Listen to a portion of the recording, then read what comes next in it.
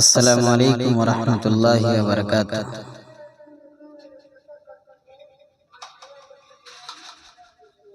আমরা সকলে জানি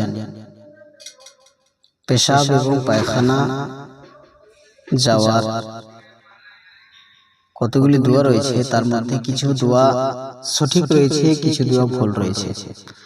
তার মধ্যে যে দোয়াটি সব থেকে স্পষ্ট দোয়া, পেশাব পায়খানা থেকে বের হওয়ার দোয়া, সে দোয়াটি হচ্ছে কি ছোট একটি কথা, গুফরানাক গুফরানাক, আল্লাহ তুমি আমাকে ক্ষমা করে দাও। এই দোয়াটি কয় সেকেন্ড লাগবে বলতে। পেশাব পায়খানা আমরা দিনে কয়বার চাই, আর জরুরত মানুষের লাগতেই পারে। তাহলে আমরা যদি সামান্য দোয়াটি শুধু বের হয়ে পেশাব পায়খানার ভিতর থেকে বের হওয়ার পর আপনাকে সেই দোয়াটি বলতে হবে যে গুফরানাক, এই দোয়াটি আমরা বলতে পারবো না।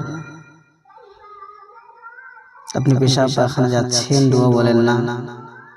এই জন্যই তো আজকে মানুষদের মধ্যে শয়তান সুযোগ পাচ্ছে আপনাকে ধরার জন্য। এই সামান্যতম দোয়াটি আপনি যদি বলেন, তাহলে অবশ্যই শয়তানের হাত থেকে আপনি রক্ষা পাবেন।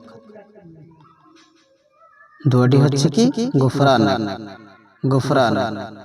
অবশ্যই আমরা ইয়াদ করে এই দোয়াটিকে আজ থেকে ব্যবহার করার চেষ্টা করব ইনশাআল্লাহ।